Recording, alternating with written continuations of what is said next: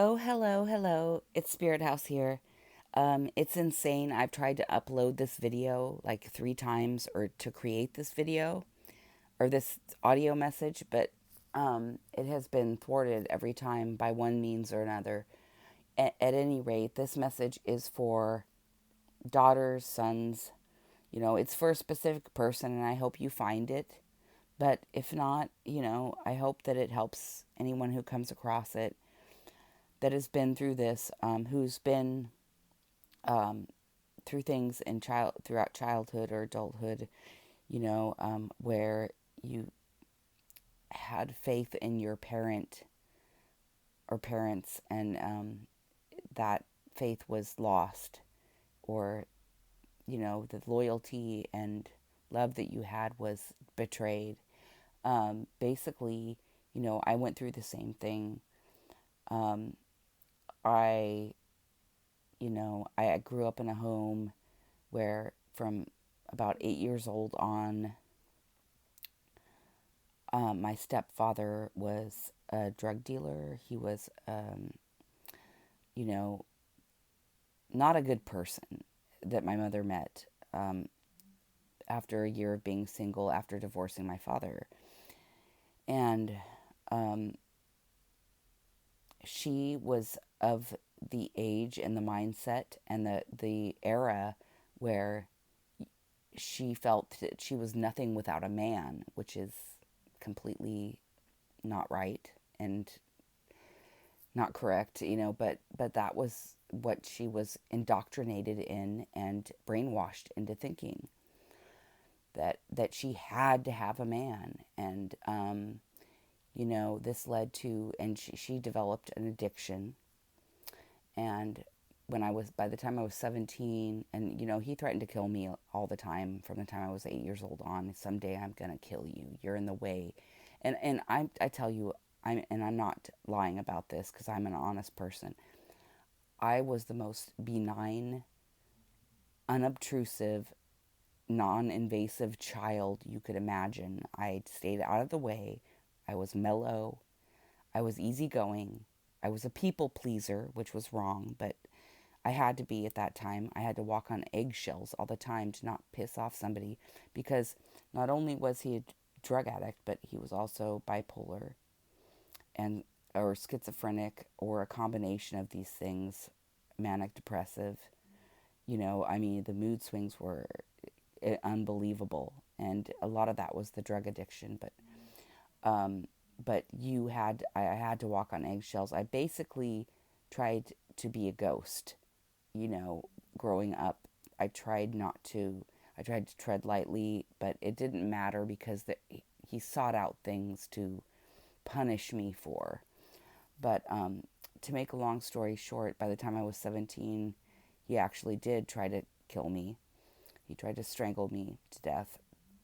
And I got away by the grace of God.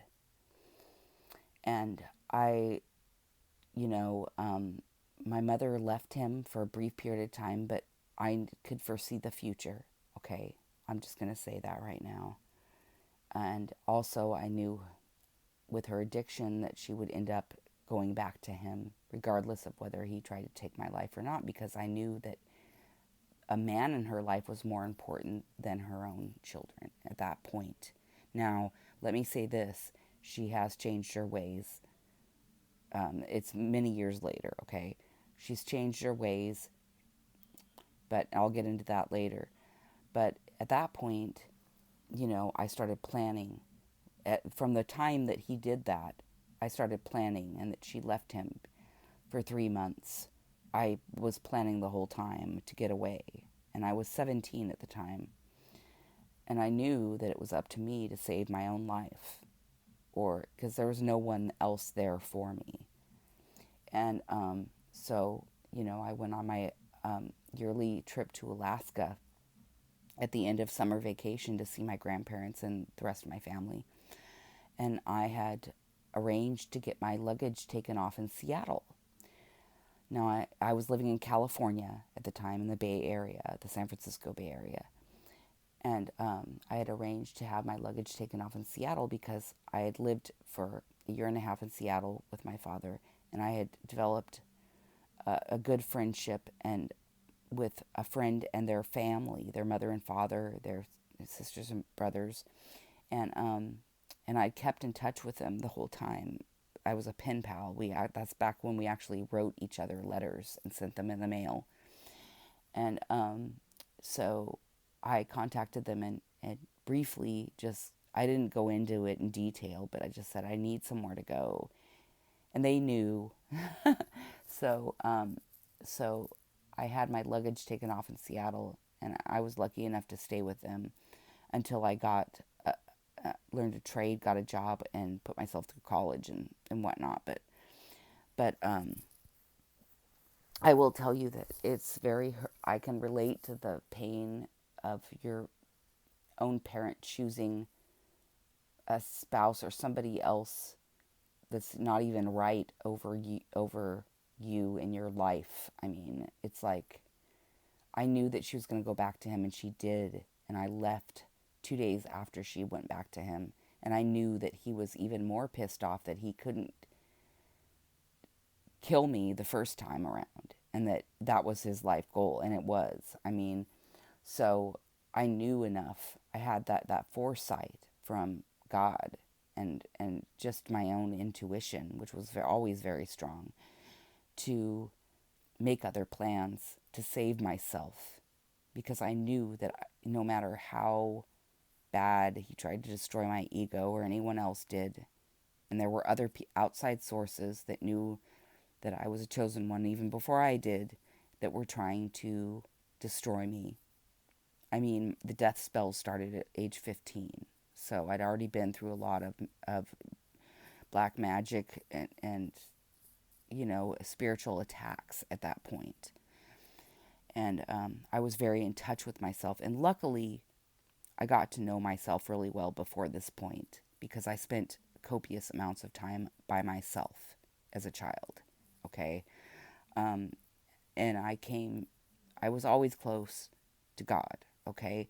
But I did astray, for a time. I've already discussed that in my previous videos. What I want you to know is that I can relate to the fact that your parent chooses someone else over you and puts them way above you, and even will go back to them after they make an attempt on your life. And I realize now that it's not worth a hatred, resentment.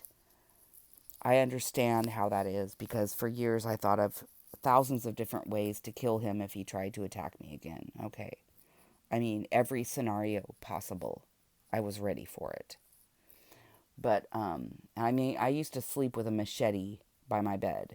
Okay. That's how bad it was in survival mode.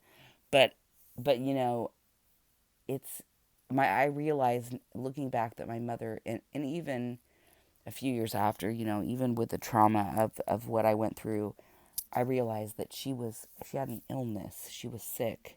She had an addiction. And that's what drove her decisions. And addictions can be anyone that is addicted from a spiritual point of view, which I see everything from a spiritual point of view now, because I awakened, but in retrospect, you know, um, when you have an addiction or you have a low opinion of yourself, you are an easy vessel for demonic entities and entity attachments to enter into and control, or people around you that have demonic attachments and entities.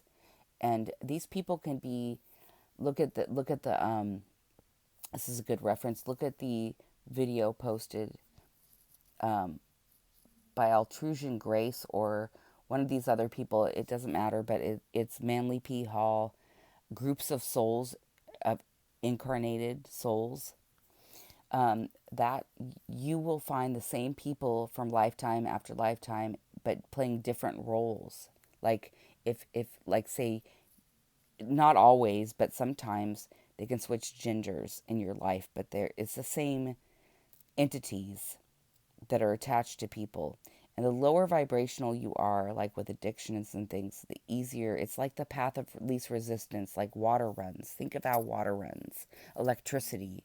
It's the path of least resistance that demonic strongholds take hold. If you're already feeling depressed and down, that's when it can really take hold of you mentally and physically.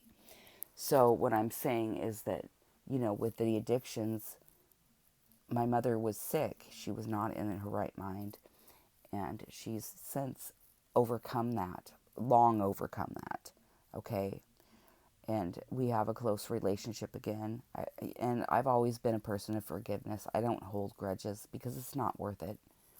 It eats you up inside. It can cause cancer. It can cause physical and mental illness if you hold on to resentment and grudges.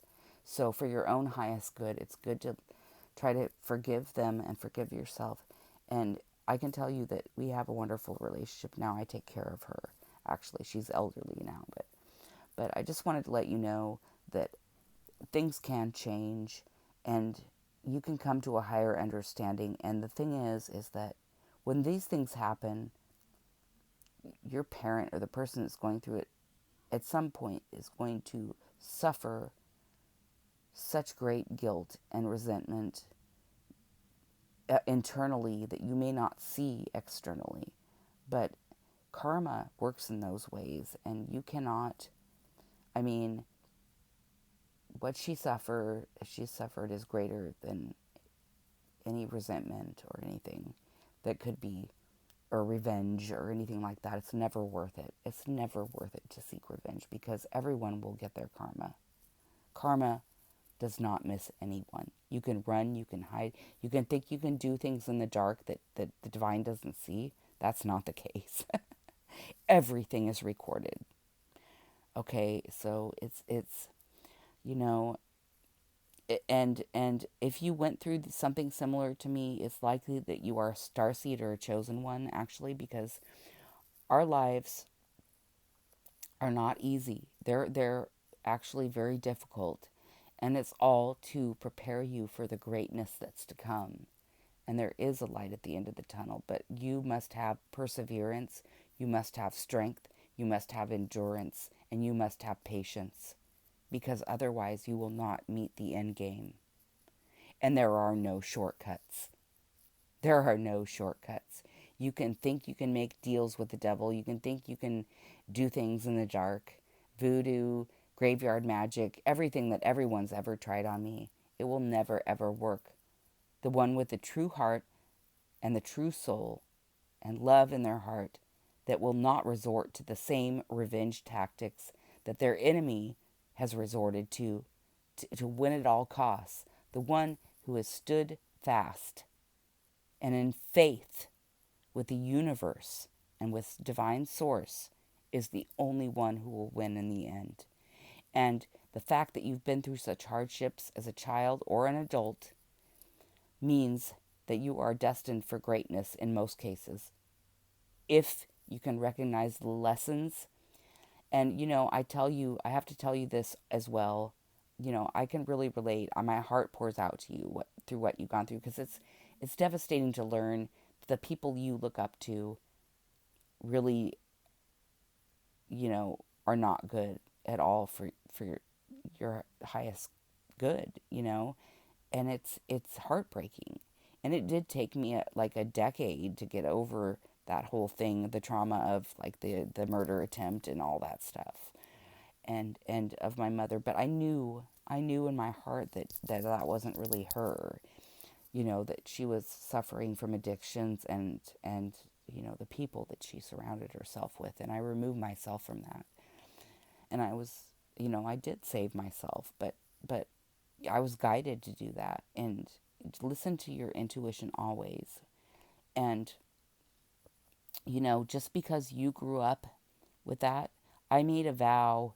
Not everyone's like me, I understand, but if you grew up in a difficult situation or a heartbreaking situation, why not decide to, like, I'm not ever going to let my own children go through what I went through.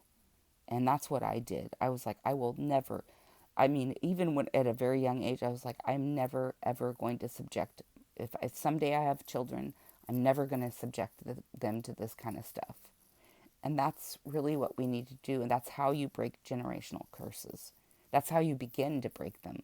There's many things more to come, but that's a very good start. You don't, because it's a vicious cycle. You know, if you're raised by narcissists, or if you're raised by you know um, people that are selfish, you need to like do the opposite, or try your best to anyway. And I just want to say that you're not alone, but you can overcome this, and you can have glory and peace and happiness in your life. And I'm living proof of that, because I would be dead 1,000 times over if it weren't for divine source and my angels watching out for me and my ancestors. I mean, there's no way I would be alive right now. And yes, some of it has to do with my ranking in the spiritual realm, but you know what? If you have enough faith and belief, and you hand over all of your worries and your control, your illusions of control and pride, and you learn humility, and you can really be grateful for all that you have, not what you want, not the future, but what you have, and your own life, and every day that you get to wake up and see the sunlight, then you will be doing well for yourself. And that's all I had to say. Anyway, I love you all, and I hope you have a wonderful day, afternoon, evening, whatever time it is in your time zone. I love you. I pray for you, and I'll talk to you in my next video. I love you. Bye.